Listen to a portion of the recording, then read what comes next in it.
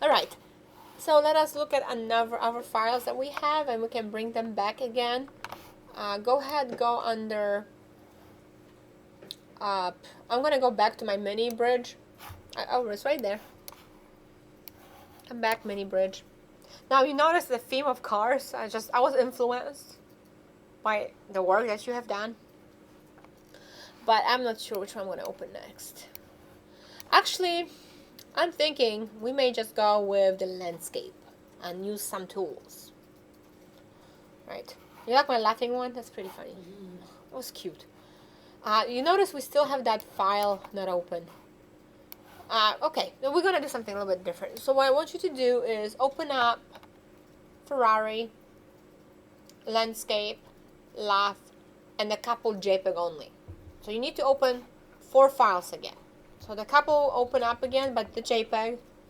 The Ferrari would be as well.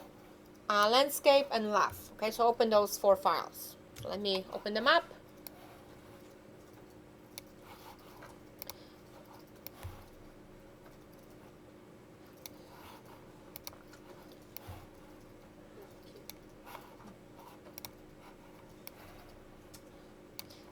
Alright, so I got them opened. Now, one thing you notice if you work with Photoshop, it will put all your files, and Illustrator does that too, kind of here, and you probably want to arrange them. So, there are 2 favorite things I like, which are really in any program that you use. One of them is Window. Under Window, you have Arrange. Arrange allows you to view all your files. It can show you how many files you want to see that you just open on the screen. It gives you a horizontal location or vertical. And you notice that 6 app is not selected is because we don't have 6 files open, right? So what I'm going to do is 4 app. Now you can see, and I'm going to close mini bridge. So now you can see the 4 files that you have opened. There's no 5 app, so the 5 is separate. All right, you see that. You can actually pull out your file as well out of it. Place, kind of like this. Kind of pull it out, and you can put it back in. So the only reason I want you to select these is because we will be moving the files into that one document. Because you notice this, when you look at all the files, and right now I have more than 1 app, but they seem like they're decent size. So another way to test your file, and I want you to, when you work with projects, this is the best way to tell as well. So second way is bringing them over to your document that's set up as 300, because you can see. So what happens is when you bring an image that is 72 dots per inch or pixels per inch, and you bring it over to a document that is set up as 300, you will see that image will constrain to that resolution, okay? But the size will be affected. So let me show you. So go ahead, you can select, which one is your first image? Whatever one you have, I don't care which order they are. I have the Ferrari, so I'm just going to move that over, and you can just go ahead and, if it doesn't let you move it like this, you should be able to just drag it and move it, okay? You see what size it is? It looks much smaller, right? Once you drag it over, go ahead and close that file. We're not going to need it for now. Right. Then I'm going to move my couple over as well. Come back here. Okay. Notice that's much smaller. And we have a few more files. So I'm just going to close the couple.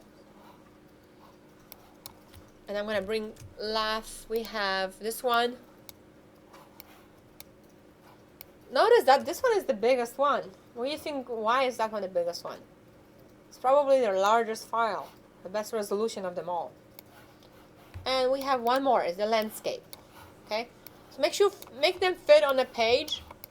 If it goes above your margins, that's okay. My landscape is pretty big too. So now you have to arrange them. And guess what happens when you put them in here? What happened to your layers? What I want you to look at on the side, you'll see that different layers. You see layers in Illustrator. For those working with Photoshop Illustrator, do layers behave the same in Photoshop than in Illustrator? They sure don't.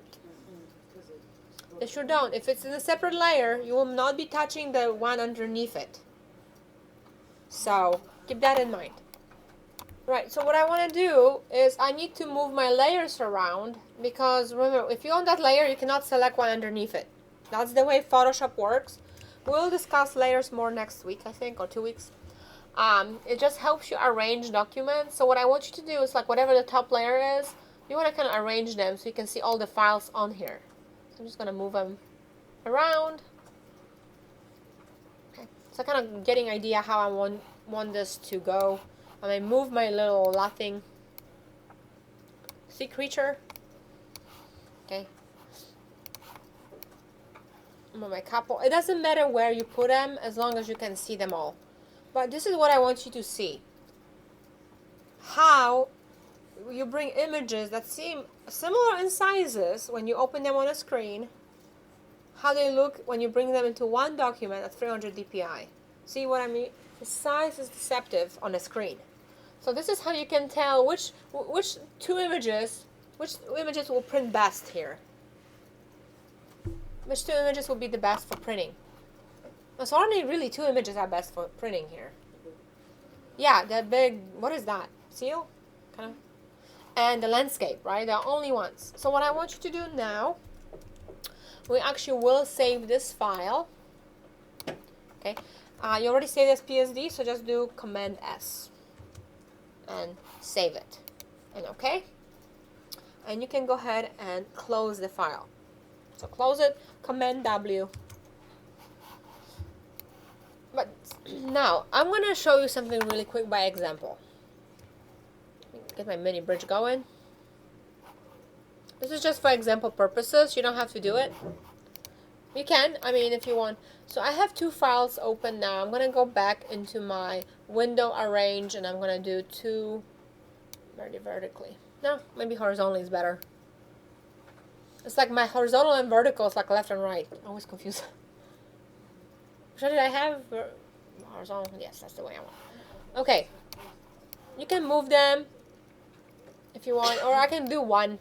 Arrangement is really helpful. Right, so you can arrange anything. Now, if you messed up and you're like, I don't want anything. Now, you can even assign shortcut keys. You notice there's no shortcut keys assigned to these? And you want to have some shortcut keys that you do? You can. You can actually assign your shortcut keys. And under Edit, and you can learn other shortcut keys. Keyboard shortcuts. This is where you can go into places that you need. See the window, for example, arrange, and you can assign, let's say, which one did I say? Consolidate. Went too far. Let me scroll. Here, I can assign a shortcut for this one. So if I want Command, actually I need to click something. No, not that one. I'm like, nothing works that I'm clicking on. It's like, ugh. Never mind, but you can. All my shortcuts right now I'm clicking on invalid, so you need to keep clicking until there's something you actually can use. Yes, that worked. So Command Shift R. They lose it. Let me change it. Command Option R. Man, everything is used. But that's how you can check if you want to assign a shortcut, you need to make sure it's not assigned. That's you. T, yes. So be careful. If you assign a shortcut, make sure it's not used already. If it is, don't use the same one, okay? You need to make sure. Mine are pretty much used. I wonder if there's any other choice. I'm just gonna cancel this. But you have the option if you find your shortcut. Okay, so resume. Going back to the window arrange, you also have the workspace, and one thing with Photoshop, it allows you, if you're using the newest version of CC 2014, you can actually click what's new in Photoshop, and it's gonna highlight for you. I'm waiting. Ta-da! It's gonna highlight for you anything that is new. That doesn't mean the whole thing is new. It's just something in that section has been updated. or completely new. And so this is nice. You see how it shows you what is the newest thing, what has been updated, what's the newest.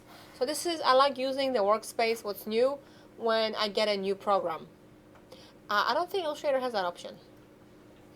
So, alright, let's see. You've seen all the other ones. Now, anywhere you want to get on your windows, the same in Illustrator as Photoshop, and just select them all.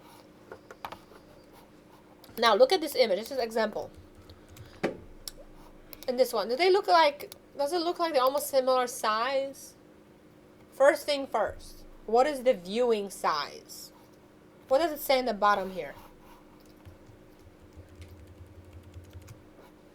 33.33% viewing. That's indication already that they're only viewing this image at 33%. What is this one saying? 100%. So it's already telling you that this image is smaller, because this one you're viewing at full screen. So if you want to view this on full screen, easy thing, you can just type it in here, 100. That's your 100%. But if you're not convinced, remember, what do? Where do we go to check the resolution and the size? We just did it for the other one. Image size. So Command Shift I is the shortcut keys. Command Option I. I'm clicking Option saying Shift. Command Option I. Notice here, you're like, what is 72? Is it 72, you think?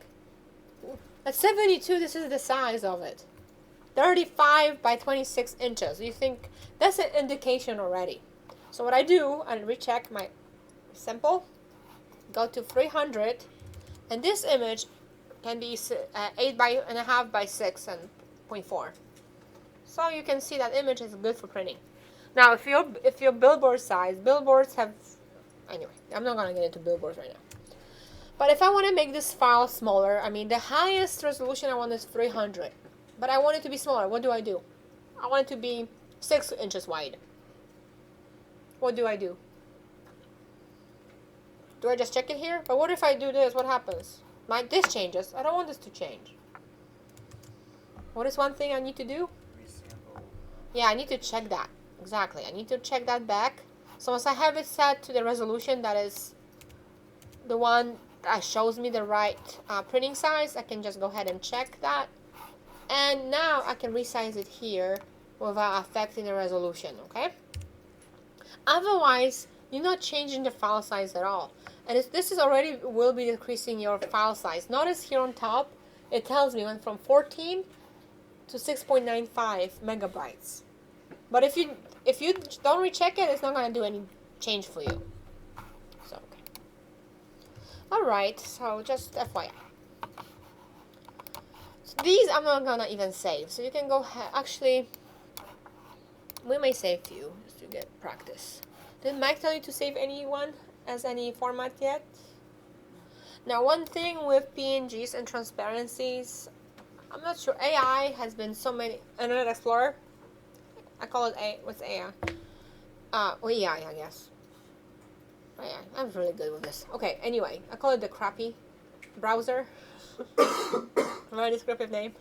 It has some issues with transparencies, but I love PNG and transparencies. Okay, best file format. Okay, now I want you to open the Ferrari. So go ahead and open Ferrari. That's my ride. I took it on the way here. Yeah, my salary. All right. So did we save You know, nothing. No, the other one was just PSD, the big one. You put it. You don't save anything else. The only thing you did was moving the files into the big one and saving it. Okay, so let me not open it in CC. Okay. So sometimes my grid comes out, and it's gonna be important. Grid is important because it helps you put things in the right place. But before we go, what are we gonna do now? We're just gonna play with save options so we can resave those different ways. So go ahead and go under File, Save for Web. Right. So what we're gonna do now? You think this image is a full screen image or is it illustration? You think How many colors do you think that has? Millions? JPEG has millions of colors. But you can check. We can go to GIF and we can change the color settings to 256. And if it doesn't look so good, if there's some kind of degradation, you can see that in the image. So let me go GIF and let me go JPEG. Which one looks smoother to you? It seems like the JPEG does better job of the background. You see that blend? Okay, so go ahead and now resolution. When it comes to your quality, as Mike demonstrated, if you go highest you can go highest quality, but it's going to do the minimum compression. Whereas when you go low quality, it's going to do good compression. I technically stay around the 90s, 80s, 90s, right? And again, I don't resave over my original image because if I do, it's bad. Right? This image is already JPEG, so we're just going to leave it alone. Go ahead and select PNG 24. PNG 24 takes all the good attributes of JPEG, meaning you can save millions of colors.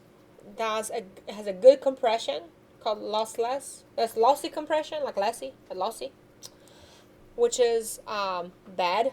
JPEG has lossy compression, and lossless compression is good.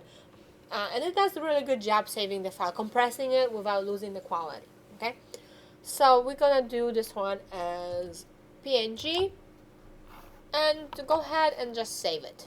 That's it. So you'll be submitting a few things to me today. Show me the right lab, 6, and then save. Right, what else we have left? And I'm gonna non-save. After I do this, I'm not gonna now remember, anytime you save JPEG and save over it, the worse quality it gets. JPEG is one of those things. You don't want to click over save of JPEG. Because if I click save again, some pixel will be thrown away. That's why for printing, Mike said you can't. I guess some printers do it. I wouldn't. Because anytime somebody clicks save, I'm not gonna save it. Alright. A lot of talking about file formats, but it's very important. So next we're gonna do some other fun work.